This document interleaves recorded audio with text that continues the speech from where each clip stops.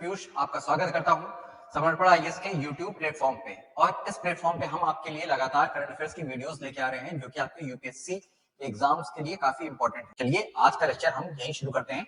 आपने अभी रिसेंटली सुना ही होगा कि इंडिया ने अपनी हाइपरसोनिक मिसाइल टेस्ट लॉन्चिंग करी है, तो आज का हमारा वीडियो उसी के ऊपर रहेगा। ये आर्टिकल है हिंदू का जो बताता है कि इंडिया ने अपनी हिस्टोरिक फ्लाइट टेस्ट कंडक्ट किया हाइपरसोनिक मिसाइल का।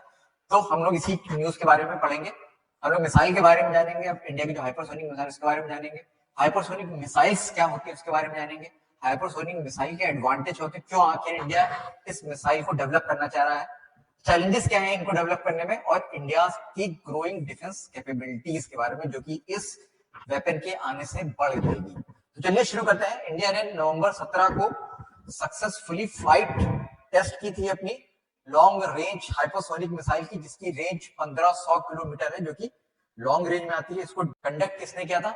इसको DRDO defence research and development organisation ने इस फ्लाइट टेस्ट को कंडक्ट किया था। कहां से? एपीजे अब्दुल कलाम आजाद आइलैंड जो कि उड़ीसा के कोस्ट पे, वहां से किया था। एपीजे जो फॉर्मर प्रेसिडेंट है, एपीजे अब्दुल कलाम आइलैंड, जिसको पहले व्हीलर आइलैंड्स के नाम से जाना जाता था, यहां से इसको कंडक्ट किया गया था। और ये सक्सेसफुल रही थी, ये जो टेस्टिंग थी ये सक्सेसफुल रही थी। तो इसी को ये काफी न्यूज में रही। और जो हमारे रक्षा मंत्री है, डिफेंस मिनिस्टर राजनाथ सिंह, उन्होंने डीआरडीओ को कांग्रेचुलेट किया इसके ऊपर ट्विटर के ऊपर। India has achieved a major milestone by successfully conducting flight trial of long range hypersonic missile from Dr. APJ Abdul Kalam Island off the coast of Odisha. This is a historic moment, and this significant achievement has put our country in the group of select nations having capabilities of such critical and advanced military technologies.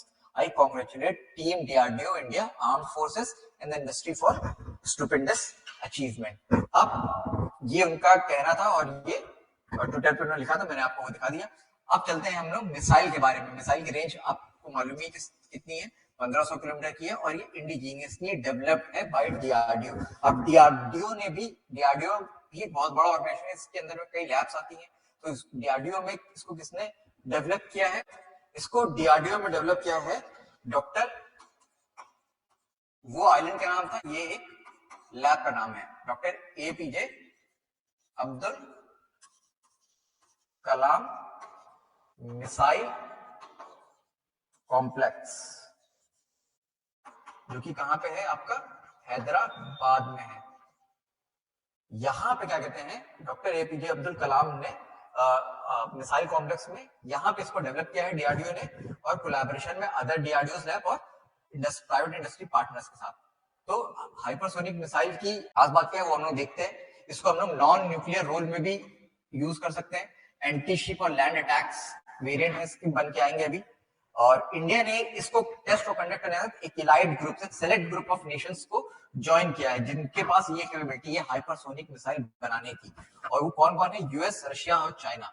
इसके बाद India चौथा country बन गया है। Hypersonic missile होती क्या है? Hypersonic missile वो एडवांस वेपन्स होते हैं जो केपेबल होते हैं of speeds greater than 5 Mach. 5 Mach का मतलब होता है 5 time the speed of sound.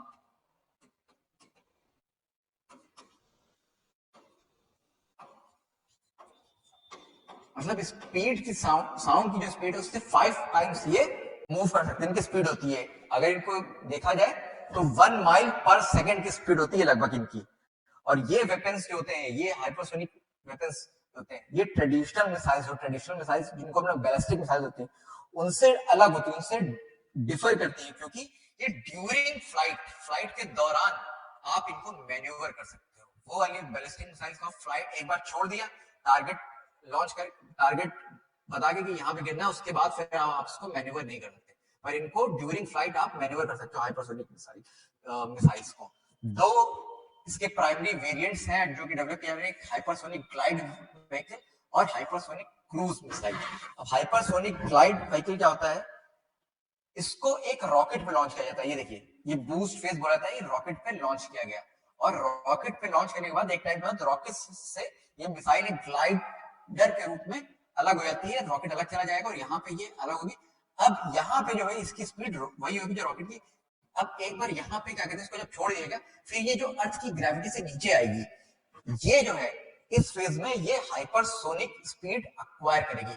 अब इसकी स्पीड जो है 5 मैक से या 5 मैक के ऊपर तक चली जाएगी, और इसको एरोडायनेमिक लिफ्ट जो है उसको यूज करती है ये मैन्यूवरेबिलिटी के लिए, छोड़ने, और कभी कभी यहाँ सेटेलाइट से ये मॉनिटर भी कहती है या फिर इसको मैन्यूवर भी किया जाता है सेटेलाइट से।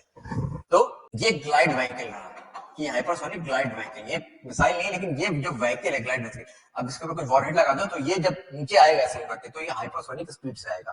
तो दूसरी होती है हाइपरसोनिक क्रूज मिसाइल, जो कि ऐसे दिखती है। ये क्या होती है, इसमें प्रॉपर इंजन होते हैं जैसे कि बाकी मिसाइल्स में होते हैं, जिसमें जो इंजन का नाम होता है वो होता है air breathing scrum jet engine होते हैं। और ये क्रूज मिसाइल्स होती हैं। क्रूज मिसाइल्स कैसी होती हैं, जो कि हाइपरसोनिक जो बैलिस्टिक मिसाइल्स होती हैं वो एटमॉस्फेयर से बाहर जाके ऐसे, ये एटमॉस्फेयर के बाहर गई फिर आके ऐसे गिरेगी। क्रूज मिसाइल जो होती है वो सरफेस के पैरेलल चलती है और स्ट्राइक करती है।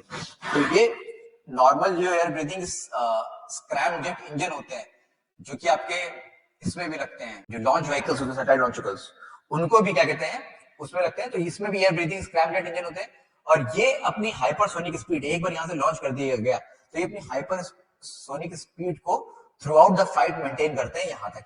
जबकि ग्लाइड व्हीकल में क्या था, वो एक बार जब यहां तक, तो इस रॉकेट की स्पीड से जब यहां पे छोड़ा जाएगा फिर वो हाइपरसोनिक स्पीड को एक्वायर करेगा। ये दो वेरिएंट है। अब चलते हैं हाइपरसोनिक मिसाइल्स की एडवांटेजेस क्या है, की एडवांटेजेस क्या है। एक तो उनकी सबसे बड़ी एडवांटेज ये है, क्योंकि जो आपकी बैलिस्टिक मिसाइल्स होती है वो फिक्स ट्रैजेक्टरी को ही फॉलो करती है हमेशा।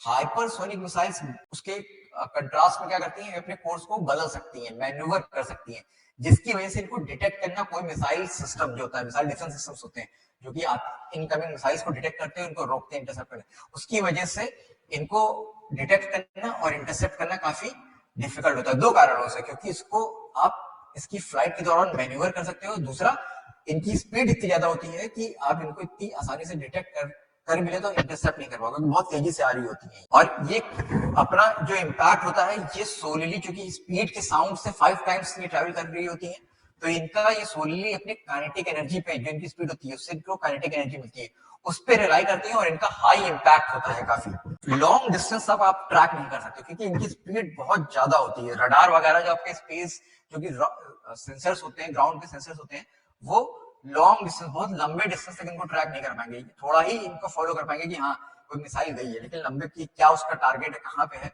ये सब नहीं वो बता पाएंगे। एक फॉर यूएस स्ट्रैटेजिक कमांड के फॉर्मर कमांडर थे जनरल जॉन हेटन, उन्होंने बोला था कि ये वेपन्स जो हैं वो लॉन्ग रेंज स्ट्राइक ऑप्शंस देते हैं अगेंस्ट डिस्टेंट, डिफेंडेंट और टाइम क्रिटिकल थ्रेट्स के। मतलब वो थ्रेट्स जो कि बहुत दूर है, डिफेंडेंट है कि आप आर्मी वगैरह या कुछ और नहीं भेज सकते हो वहां पे, और टाइम क्रिटिकल जैसे कि रोड मोबाइल मिसाइल्स, मतलब कोई मिसाइल जिसको रोड पे ले आ जा रहा है, टैंक्स वगैरह जो तेजी से मूव कर रहे हो, उनके खिलाफ आप मैन्यूवर करके, आप उनकी जैसी पोजीशन बदलेगी वैसे ही आप मैन्यूवर करके उनकी नेक्स्ट पोजीशन के अकॉर्डिंग उनपे स्ट्राइक कर सकते हो। बैलिस्टिक मिसाइल के साथ ये सुविधा अवेलेबल नहीं है। पर मिसाइल के कुछ चैलेंजेस भी है इसको डेवलप करने में, तो कुछ इंजीनियरिंग और ऑपरेशनल चैलेंजेस आते हैं। लॉकहीड, ये ट्रैजेक्टरीज देख लीजिए आप, ट्रैजेक्टरीज, ये बैलिस्टिक मिसाइल की ट्रैजेक्टरी है, ये रडार से डिटेक्ट हो जाती है, यहाँ पे कोई रडार लगा है तो उससे डिटेक्ट हो जाएगी। ये ग्लाइड व्हीकल की ट्रैजेक्टरी है, जो हाइपरसोनिक ग्लाइड होती है, यहाँ पे रॉकेट ने छोड़ा, ये ग्लाइड होता हुआ गया। और ये क्रूज मिसाइल की है। अब cruise missile, hypersonic cruise missile की खास बात ये है कि ये देखिए, ये सबसे कम क्या कहते हैं, अर्थ के सरफेस से सबसे कम डिस्टेंस पे उड़ रही होती है, और जितना लोअर कोई भी मिसाइल उड़ती है उतना ही उसको डिटेक्ट करना कठिन होता है। तो हाइपरसोनिक क्रूज मिसाइल्स को डिटेक्ट करना सबसे ज्यादा कठिन होएगा, ये खास बात है। और हम लोग बात कर रहे थे चैलेंजेस के ऊपर, इनको बनाने के चैलेंजेस का, क्योंकि ये बहुत तेजी से, बहुत स्पीड से, हाइपरसोनिक स्पीड मतलब 5 टाइम्स स्पीड ऑफ साउंड से ये ट्रैवल कर रही होती है। उससे क्या होता है, इंटेंस हीट जनरेट करती है, क्योंकि जब एयर से टकराती है, एयर पार्टिकल्स, तो फ्रिक्शन की वजह से बहुत ही इंटेंस हीट जनरेट करती है, जिसकी वजह से कार्बन कंपोजिट और हीट रेजिस्टेंट अलाउस जैसे एडवांस मटेरियल की बनी होनी चाहिए, अदरवाइज कोई नॉर्मल मटेरियल की बनी होगी तो उस हीट से ये जल जाएंगी। तो ये मटेरियल्स इतनी आसानी से डेवलप करना, लिखना तो आसान है लेकिन इतनी आसानी से डेवलप करना बनाना उनको ये डीआरडीओ के लिए या फिर किसी दूसरी एजेंसी के लिए चैलेंज रहता है। तो आप कार्बन कंपोजिट्स को इतनी आसानी से डेवलप नहीं कर सकते। वैसे हीट रेजिस्टेंट अलॉय भी लगते हैं जो कि इतनी गर्मी के बावजूद भी जले नहीं। इनको प्रिसाइज, क्योंकि आप इनको मैन्यूवर कर सकते हैं, तो मैन्यूवर करने के लिए आपको नेविगेशन सिस्टम चाहिए होगा इनको जो नेविगेट करे, और कम्युनिकेशन सिस्टम चाहिए होगा जो रियल टाइम इनको कम्युनिकेट करते रहेगी। आपका टारगेट, इसका टारगेट आप चेंज कर सकते हो, मैन्यूवर कर सकते हो। तो मैन्यूवरिटी के लिए इसको रियल प्रिसाइज नेविगेशन और रियल टाइम कम्युनिकेशन चाहिए रहता है, जिसके लिए आपको बहुत ही हाई क्वालिटी कम्युनिकेशन सिस्टम्स और नेविगेशन सिस्टम चाहिए होते हैं, तभी आप इसको लॉन्च कर पाओगे। मतलब आपके पास अपना खुद का एक सैटेलाइट नेविगेशन सिस्टम होना चाहिए। जिस कंट्री के पास नहीं है वो इतनी आसानी से हाइपरसोनिक मिसाइल को नहीं बना सकती। बनाएगी तो फिर बना भी लेगी तो नेविगेट कैसे करेगी? नेविगेट करने के लिए उसको अपना सैटेलाइट चाहिए, और बैलिस्टिक मिसाइल से बनाना इनको ज्यादा महंगा होता है, तो ये एक्सपेंसिव होती है रिलेटिवली। कॉस्ट जो होती है इनको बनाने की वो काफी ज्यादा होती है। तो नॉर्मल कंट्रीज जिसका डिफेंस बजट प्रॉपर मतलब कम हो या ज्यादा ना हो, इंडिया, रशिया, चाइना और यूएस, ये तो वो 4 कंट्री हैं जो सबसे टॉप 4 कंट्रीज सबसे ज्यादा डिफेंस पे खर्च करती हैं, तो ये बना रही है। अदरवाइज बाकी कंट्रीज क्योंकि इतना कॉस्ट को बेयर नहीं कर सकती हैं।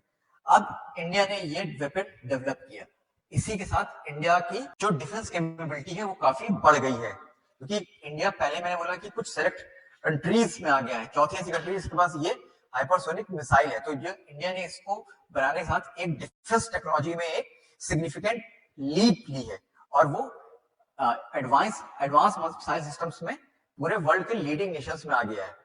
इंडिया ने अब इसके साथ साथ जब इसको बनाया तो डिटरेंस कैपेबिलिटी भी अपनी बढ़ा ली। डिटरेंस कैपेबिलिटी क्या होती है कि अगर कोई हम पे हमला करेगा तो ये बात याद रखें कि इंडिया के पास वो वेपन है जो इसको बिना मौका दिए अटैक कर देगा। तो अगर इंडिया पे सपोज पाकिस्तान या चाइना अटैक करता है तो उनको इस बात से सावधान रहना चाहिए कि इंडिया पे हाइपरसोनिक मिसाइल है, क्योंकि जब इंडिया हाइपरसोनिक मिसाइल लॉन्च करेगा तो उनको बचने का मौका नहीं मिलेगा। तो ये अपने आप में ही डिटरेंस होता है कि वो 4 बार सोचेंगे कोई भी अटैक करने से पहले। तो डिफरेंस प्रोवाइड करता है। और ग्लोबल डिफेंस लैंडस्केप में मतलब कि जो इंडिया की पावर, डिफेंस पावर बढ़ा रहा है, जैसे मैंने बताया, अगर आप बहुत बड़ी कंट्री हो, डिफेंस आपकी बहुत बड़ी आर्मी है, तो केवल बड़ी आर्मी होने से कुछ नहीं होता है, क्योंकि आपके पास ऐसे बड़े बड़े एडवांस वेपन्स भी होने चाहिए। और मैंने बोला कि इंडिया चौथी कंट्री है, यूएस, चाइना और रशिया इस तरह के हाइपरसोनिक मिसाइल्स को डेवलप कर रही है। रशिया ने ये क्लेम किया है कि जो उसकी यूक्रेन के साथ वॉर थी वो 2022 में उसने एक क्लेम किया है कि उसने हाइपरसोनिक मिसाइल को यूज किया था, और उसका नाम था किंजल एविएशन मिसाइल सिस्टम। ये उनकी हाइपरसोनिक मिसाइल सिस्टम का नाम है। रशिया ने ये क्लेम किया कि हमने ये मिसाइल लॉन्च करी थी, इससे स्ट्राइक किया था कहां पे? यूक्रेन की एक अंडरग्राउंड वेयरहाउस पे, जो कि यूक्रेन की आर्मी का एक अंडरग्राउंड वेयरहाउस था जहां पे मिसाइल्स और एविएशन कम्युनिकेशन स्टोर करके रखे थे। कहां पे? डेलियाटन एक विलेज है, डेलियाटन एक विलेज है, वहां पे ये अंडरग्राउंड वेयरहाउस था। वहां पे हमने स्ट्राइक किया अपनी हाइपरसोनिक मिसाइल से, और सारी मिसाइलें जो रखी थी एविएशन सिस्टम्स, एविएशन सिस्टम, उनको डिस्ट्रॉय किया। तो ये किस रीजन में है? इवान फ्रैंकिविस्क इस रीजन में ये विलेज पड़ता है। तो वहां पे रशिया ने अपना Kinjal aviation missile system use किया। उसके अलावा यूएस भी हाइपरसोनिक टेक्नोलॉजी को परस्यू कर रहा है। लॉकहीड मार्टिन एक कंपनी है जो इस तरह के वेपन्स, हेलीकॉप्टर, एयरप्लेन बनाती है, उसके साथ उन्होंने $756 मिलियन का कॉन्ट्रैक्ट साइन किया है ताकि long range hypersonic weapon system को डेवलप किया जा सके। LRHW ये उनके weapon system, long range hypersonic weapon system, जैसे इंडिया का है वैसे ही उस तरह का वो भी बनाने जाते हैं। और इनके अलावा फ्रांस हो गया, जर्मनी हो गया, ऑस्ट्रेलिया हो गया, जापान है, ईरान है, इजराइल है, ये सब भी हाइपरसोनिक मिसाइल सिस्टम, और नॉर्थ कोरिया भी है, ये सब भी हाइपरसोनिक मिसाइल सिस्टम को बनाने के लिए प्रयास कर रहे हैं या परस्यू कर रहे हैं। ये तो ये आज का हमारा टॉपिक रहा, हाइपरसोनिक मिसाइल सिस्टम, और इंडिया ने उसका सक्सेसफुली टेस्ट किया। तो इसके लिए हम लोग डीआरडीओ को कांग्रेट्स करते हैं। और हमने इसके लेक्चर में देखा कि ये वेपन सिस्टम इंडिया के लिए कैसे इंपॉर्टेंट रहेगा, डिस्टेंस कैपेबिलिटीज बढ़ाएगा, और उसके साथ साथ हम लोग ने इस मिसाइल के बारे में पूरा पढ़ा कि मिसाइल क्या है, हाइपरसोनिक मिसाइल क्या होती है, उसके क्या चैलेंजेस है उसको बनाने के, उसके क्या क्या एडवांटेज है, जो इंडिया के अलावा और कंट्रीज कौन कौन से प्रोग्राम इस टेक्नोलॉजी को बनाने के लिए चला रही हैं। तो चलिए आज का हमारा लेक्चर जो कि हाइपरसोनिक मिसाइल के ऊपर था उसको हम यहीं खत्म करते हैं। अगर आपको पसंद आया होगा तो इस वीडियो को लाइक कीजिए, हमारे चैनल समर्पण आईएएस सब्सक्राइब कीजिए, और अगर आप कोई डाउट पूछना चाहते हैं या कुछ और इंक्वायरी करना चाहते हैं तो हमारे कमेंट बॉक्स में लिख सकते हैं। और हम नेक्स्ट वीडियो में आपसे मिलते हैं एक ऐसे ही किसी इंटरेस्टिंग और इंपॉर्टेंट टॉपिक के साथ। तब तक के लिए मैं आपसे विदा लेता हूँ।